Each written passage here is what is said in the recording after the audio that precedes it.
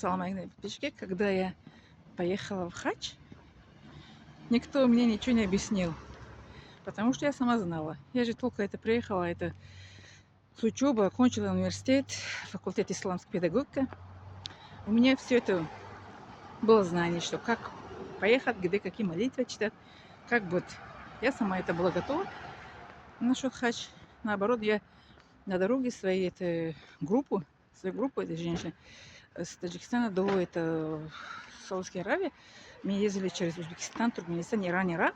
Вот столько расстояний в течение 9 дней. Да, мы доехали с Таджикистана до Саудовской Аравии. Я их как это научила, на бумагу писала это все молитвы, где какая молитва надо читать. Даже я им сказала, если не учите, просто с бумага можете читать.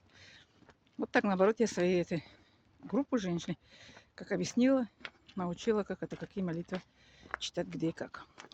А меня никто как это не учила, сама в университете как это учила. У меня профессия исламская, я сама все знала.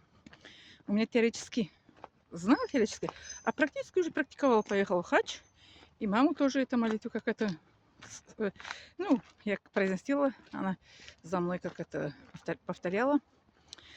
Вот так, дорогие мои подписчики. Поэтому если кто у вас что-то объясняет, это радуйтесь, что это милость Аллаха, что у вас это есть человек, который как это помогает и объясняет как бы.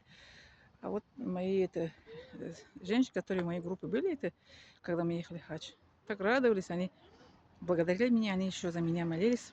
А, кстати, еще хотела добавить в это видео, чтобы как не забыть, если кто-то просит у вас какие-то молитвы, за какой-то человек молиться, да, пишите в бумагу имена этого человека. Я так сделала. Я все имена, которые они просили меня молитвы, я на бумагу писала, все это имена, это знакомые, близкие, родные, да, коллеги, как однокурсники.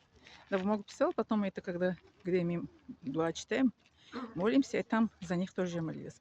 Поэтому вы тоже можете писать на бумагу, кто просит у вас как это молиться за ними. Вот так. Я сама так это на бумагу писала, это тоже это была моя идея.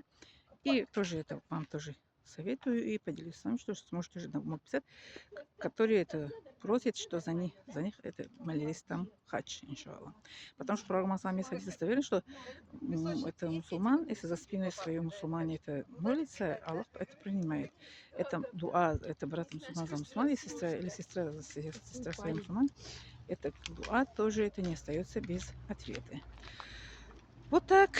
Так что мы должны как друг другу как это объяснить, помочь, облегчить, правильно? Мы живем в этом мире для чего? Чтобы это поддерживать наши, как это, братья, сестры, не будь жадным, как это, не будь как это э, при себе держать, что это умеем, что знаем.